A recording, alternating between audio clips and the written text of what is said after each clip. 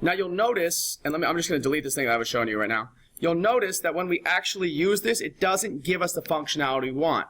It puts a key right there, not inside the votes. No bueno. That's not working yet, huh?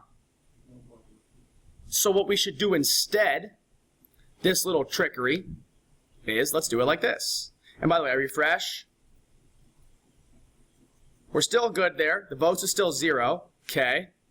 In here, what we can actually do, which will make this much easier, is we can say restaurants dot plus key plus slash votes.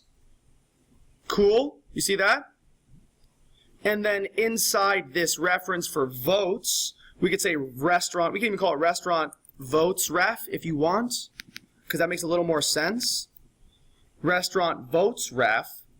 We can push in, well, we could say the child or the user ID plus the user ID slash user ID, but we would need to get that user at the very top, like so. So I'm going to put the user, I'm going to get the user first, the current user, right? And then I'm going to grab the user's ID, and let's also grab their display name. Var display name equals user.displayName, because every user has an ID and a name. So if we grab their ID and their display name, we can then just tack them on right here. We'll say user ID, and then we'll push onto that user ID their display name. So that's going to create a key inside the votes for the user, each user ID, and it's going to put their display name onto it. So then we know who voted for each restaurant. Now, this is a little bit long right here. You see this? How we're starting to add this up? This is a little long. There is another way to do this. Instead of saying restaurant slash key slash votes user ID, we could say, this is just another way to write this, and then I'm going to end this video here so we can get it going. Var restaurants, or restaurant votes ref equals database dot ref restaurants, and then we could say dot child. And what that'll do is the exact same thing as we did before, and then I can put key dot child votes slash votes dot child user ID. And that'll do the exact same thing as this up here, but it's a little easier to read. So you know it's restaurants slash the key of the restaurant slash votes slash the user ID, and then we push on their display name. Yeah, it's a little funky, I know.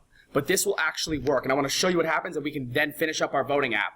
And we can go over, we can vote on who wins the debate using our app. Pretty easy, right? You guys can determine who votes it, and we can actually see it in real time as it works. So I'm going to take this whole little section right here. I'm going to take this entire function, everything inside there. I'm going to copy it. I'm also going to put it on Slack for you, yes. I know, I get it. You're like, there was so much stuff here. What just happened? I blacked out. Just blacked in, and all I see is code.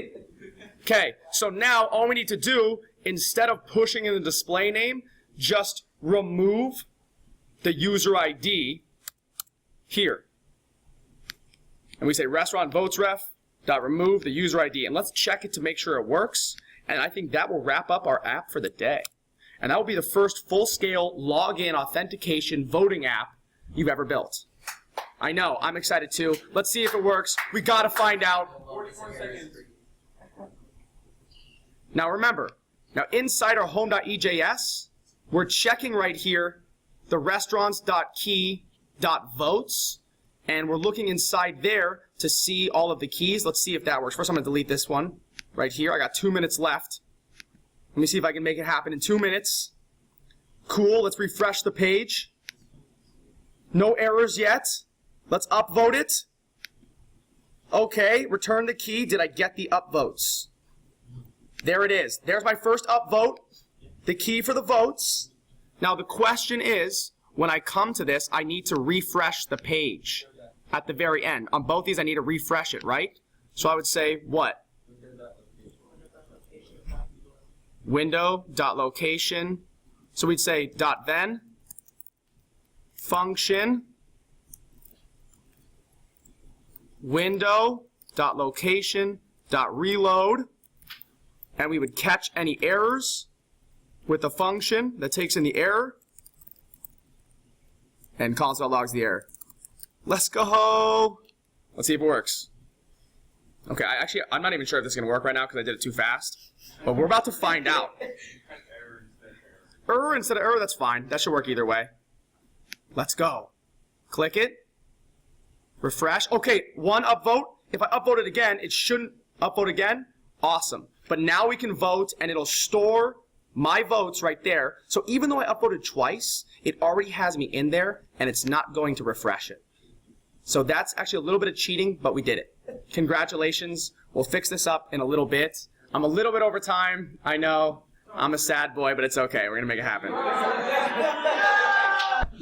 So this looks all right, and once we have the child ID, we're just checking to see all of these user IDs. So even if we keep adding our name in there a million times, it's not going to matter because it's still only going to have one key for that single user. And that's what makes all of this great, is that it doesn't matter how many times you click upvote, it's only going to work the number of times that there's a specific user ID. So all of our problems are solved, except that we have to check to see if downvote functionality works. So if I click downvote, okay, we have a problem. The first argument must be a valid function. Uh-oh. I messed something up.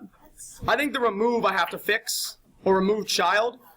But other than that, that's pretty much, we'll fix this on Monday. Congratulations. Full voting app. Nicely done. See y'all next week.